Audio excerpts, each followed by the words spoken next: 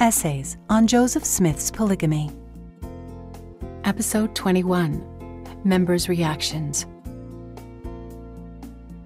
Devout Latter-day Saint Benjamin F. Johnson recalled his reaction when he first learned of plural marriage teachings. "If a thunderbolt had fallen at my feet, I could hardly have been more shocked or amazed."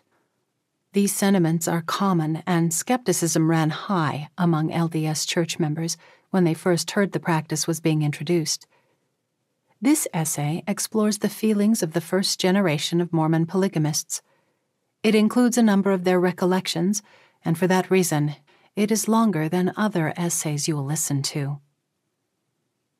Non-member historian Lawrence Foster acknowledged that the nearly universal reaction to plural marriage teachings in Nauvoo was revulsion.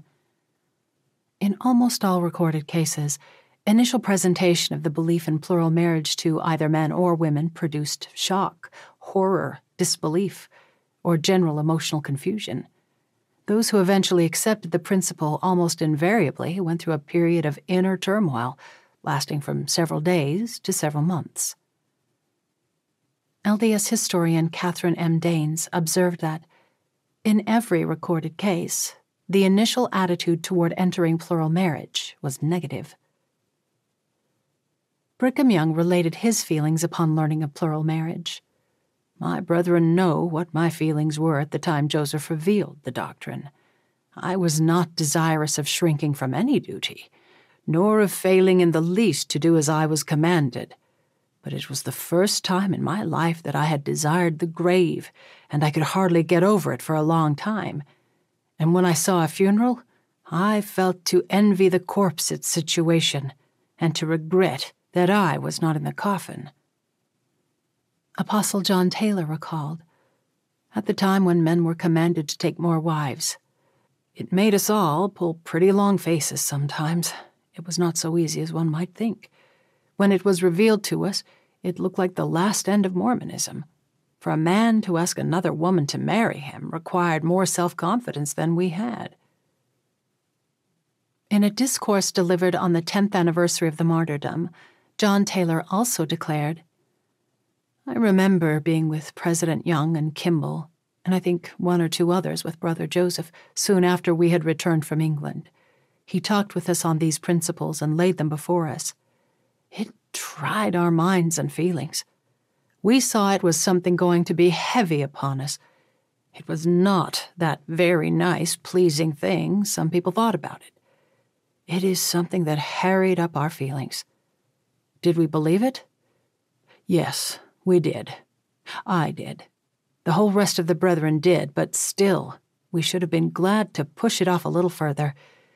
We would have been glad if it did not come in our day, but that somebody else had something to do with it instead of us." LDS women often responded with surprise and distaste as they learned of polygamy teachings. Bathsheba B. Smith remembered, "We discussed it, polygamy. That is, us young girls did, for I was a young girl then, and we talked a good deal about it, and some of us did not like it much." Recalling an even stronger aversion, Mary Isabella Hales Horn said, "The brethren and sisters were so averse to polygamy that it could hardly be mentioned." Eliza R. Snow wrote that, "The subject was very repugnant to my feelings." Lucy Walker, one of Joseph's plural wives, recorded, "My astonishment knew no bounds. This announcement was indeed a thunderbolt to me. Every feeling of my soul revolted against it." Mercy Rachel Fielding, plural wife of Hiram Smith, penned, "This subject, when first communicated to me, tried me to the very core. All my former traditions and every natural feeling of my heart rose in opposition to this principle." Jane Snyder Richards, who was married to Apostle Franklin D. Richards, recalled her more moderated response. She thought it was a strange thing and was uncertain as to the result, but was satisfied that it was a sacred revelation and that religion required its acceptance. With such wariness, it is surprising that so many church members eventually accepted the principle. In their remembrances, they mentioned several reasons, including their faith in Joseph Smith as a true prophet, and also their own spiritual experiences. Nauvoo polygamists possessed faith that Joseph Smith was a prophet of God. Otherwise, they would probably have not gathered to Nauvoo in the first place. For some, this conviction alone was sufficient. Benjamin F. Johnson wrote of his spring 1843 introduction to plural marriage by the prophet. President Smith took me by the arm for a walk, leading the way to a secluded spot within an adjacent grove, where, to my great surprise, he commenced to open up to me the principle of plural or celestial marriage. I sincerely believed him to be a prophet of God, and I loved him as such. Warren Foote related George A. Smith's struggle in accepting the revelation. George A. Smith related to us what a trial it was to him to receive the revelation on plural marriage. It was first made known to him by the prophet Joseph. He did not feel at first as though he could receive it as from the Lord. But again he knew that Joseph was a prophet of God, and he durst not reject it. Thus he reasoned with himself until he obtained a testimony from the Lord for himself. Eliza Partridge, one of Joseph's plural wives, wrote, He, Joseph Smith, taught to us the plan of celestial marriage and asked us to enter into that order with him. This was truly a great trial for me, but I had the most implicit confidence in him as the prophet of the Lord. Emmeline Wells, editor of The Woman's Exponent, described Presendia Huntington's experience. Joseph himself taught the principle of plural marriage to Sister Presendia, and her heart was humble and her mind open to receive the revelations of heaven. She knew Joseph to be a man of God, and she had received many manifestations in proof of this. And consequently, when he explained to her clearly the knowledge which he had obtained from the Lord, she accepted the sealing ordinances with Joseph as a sacred and holy confirmation. Several of Joseph Smith's plural wives left accounts of the spiritual experiences that convinced them plural marriage was of God. For example, Desdemona Fulmer reported a night vision in which an angel told her that the polygamy doctrine was true. In one of the more dramatic accounts, Mary Elizabeth Rollins reported her own skepticism and resistance to the teaching.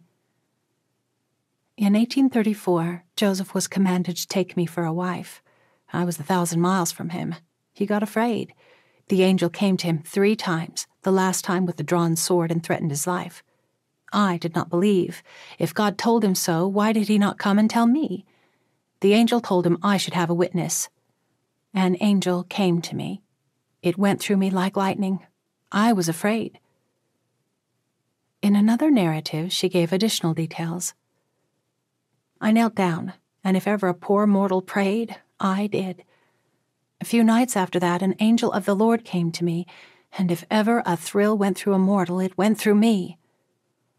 I gazed upon the clothes and figure, but the eyes were like lightning. They pierced me from the crown of my head to the soles of my feet. I was frightened almost to death for a moment. The angel leaned over me, and the light was very great, although it was night. Joseph came up the next Sabbath. He said, "Have you had a witness yet?" "No." "Well," said he, "the angel expressly told me you should have." Said I have not had a witness, but I have seen something I have never seen before. I saw an angel, and I was frightened almost to death. I did not speak." Zena Huntington related, "It, plural marriage, was something too scared to be talked about. It was more to me than life or death. I never breathed it for years. I will tell you the facts. I had dreams. I am no dreamer, but I had dreams that I could not account for. I know this is the work of the Lord. It was revealed to me, even when young. Things were presented to my mind that I could not account for. When Joseph Smith revealed this order, I knew what it meant. The Lord was preparing my mind to receive it." Emily Partridge reported, "I thought a great deal about it, plural marriage, in that time. 1842 through 1843. And I had prayed for it to know what it was and if it was my duty.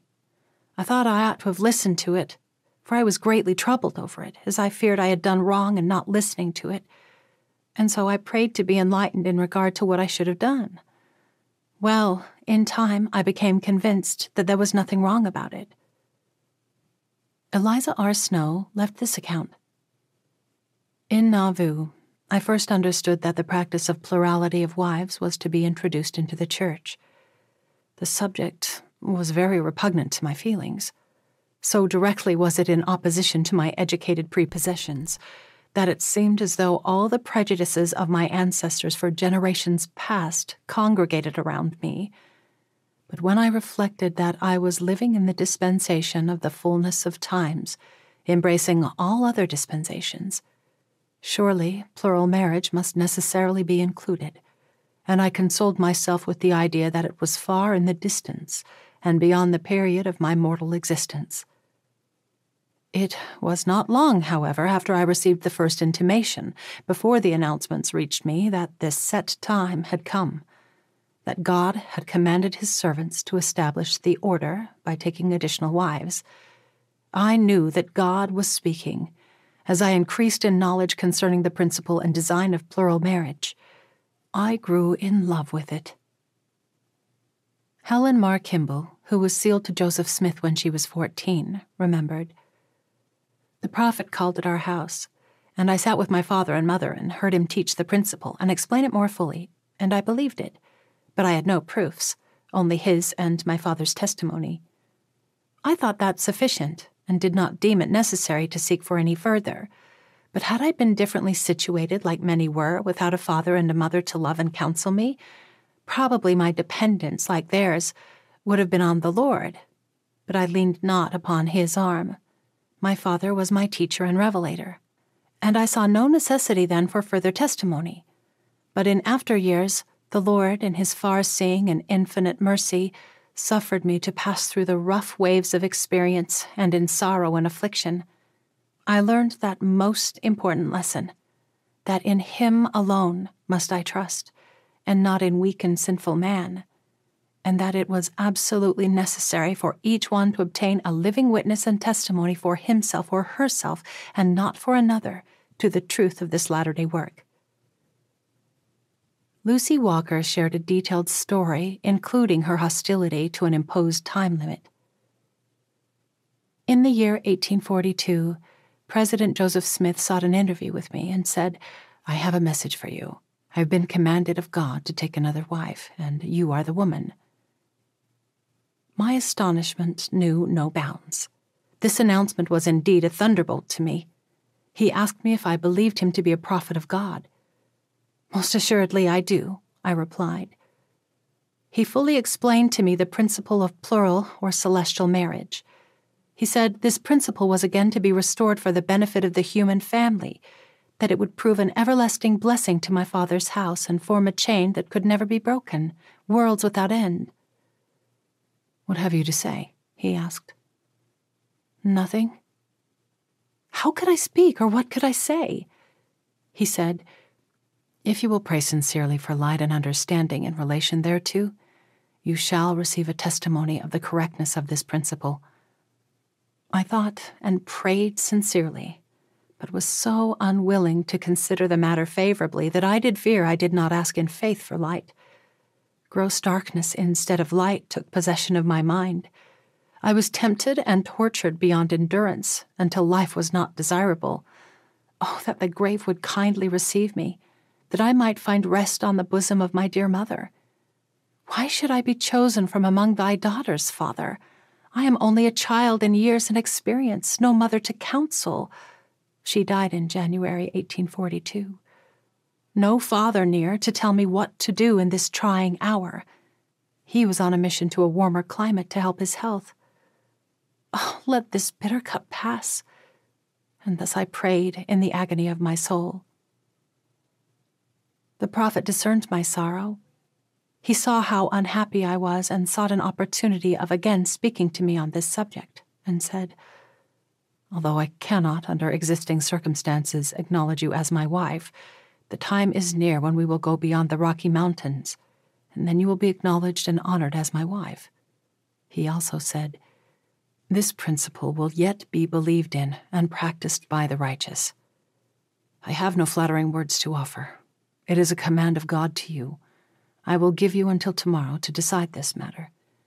If you reject this message, the gate will be closed forever against you." This aroused every drop of Scotch in my veins. For a few moments I stood fearless before him and looked him in the eye. I felt at this moment that I was called to place myself upon the altar a living sacrifice, perhaps to brook the world in disgrace and incur the displeasure and contempt of my youthful companions. All my dreams of happiness blown to the four winds. This was too much, for as yet no shadow had crossed my path, aside from the death of my dear mother. The future to me had been one bright, cloudless day.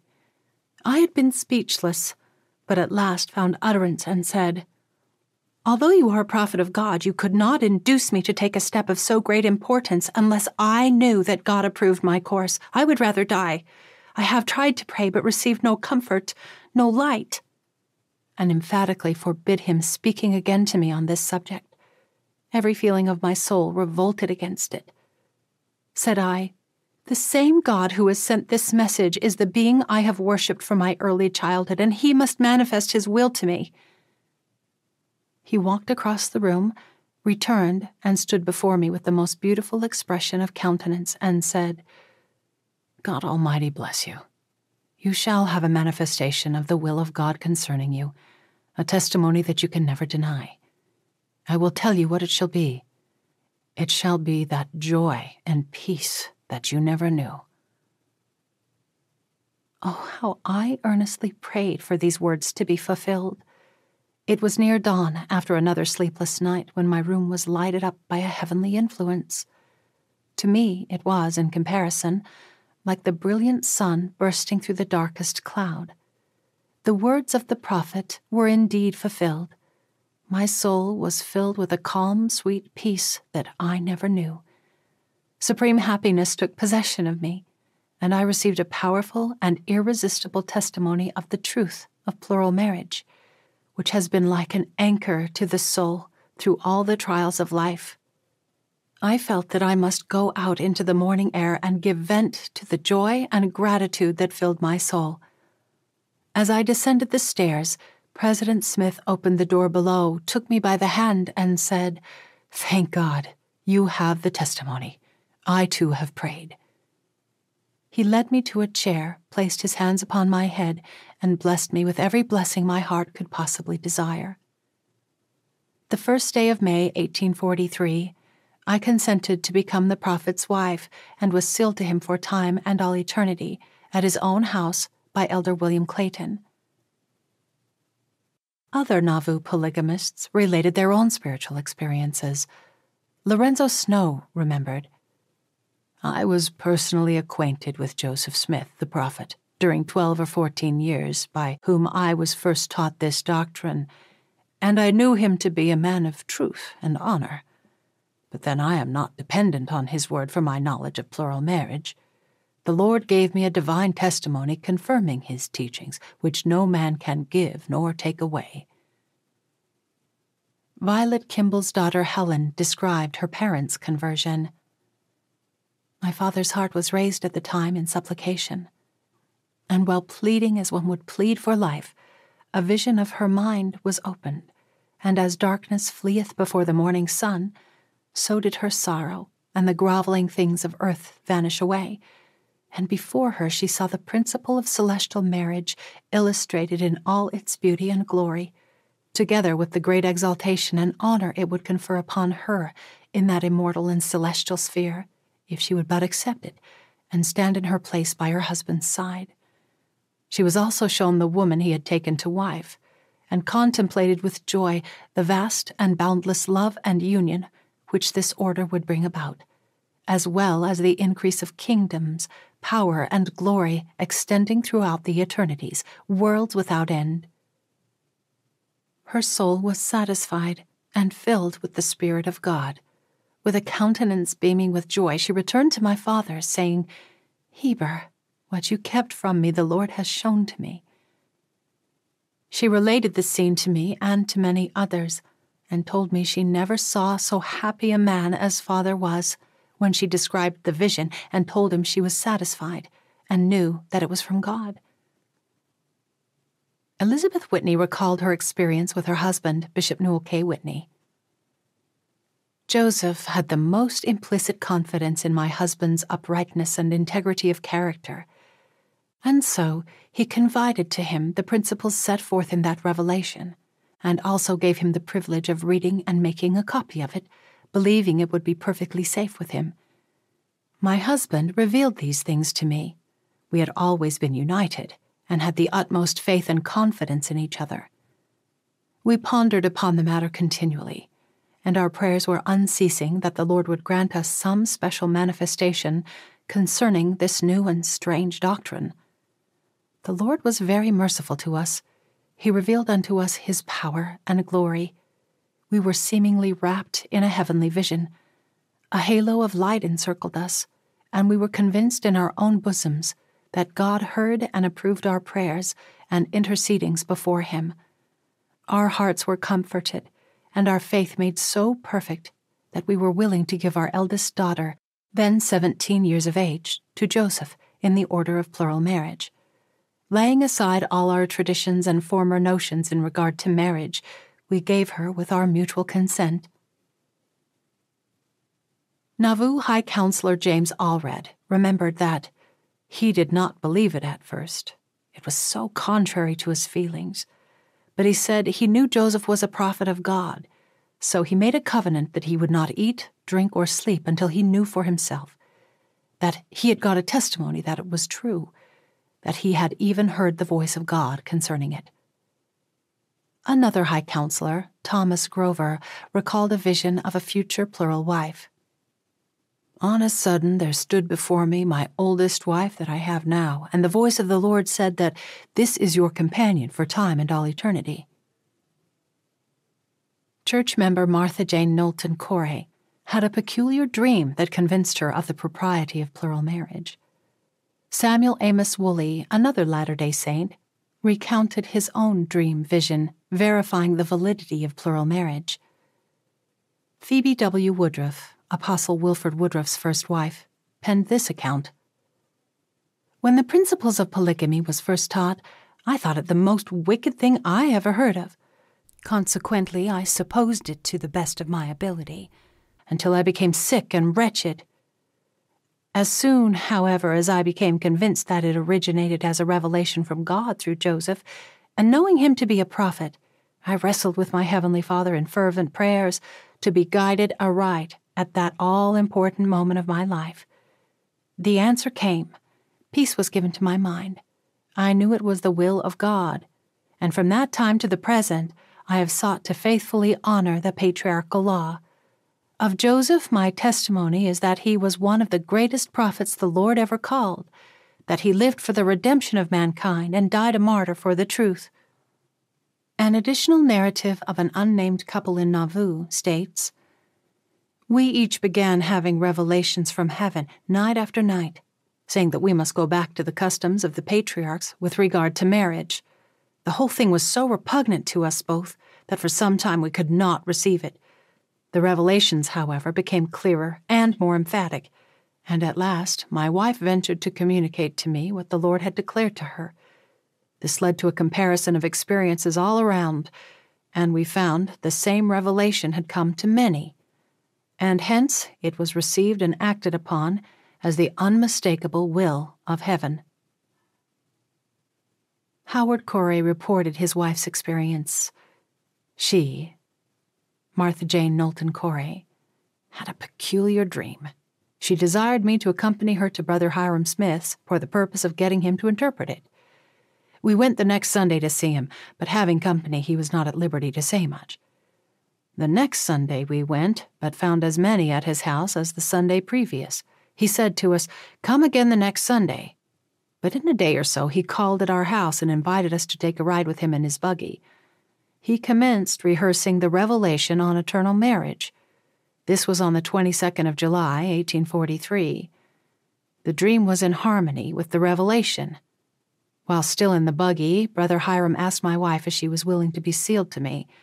After a moment's thought, she answered yes. Then he asked me if I wished to be sealed. I replied in the affirmation. He performed the ceremony then and there. These accounts and others show that early polygamists initially expressed healthy skepticism towards plural marriage when they were first introduced to the concept. Their eventual participation did not reflect a blind obedience, but testimony. They reported their own spiritual experiences prompted them to believe polygamy was divinely inspired, or how their convictions concerning Joseph Smith as a prophet motivated them to accept the practice.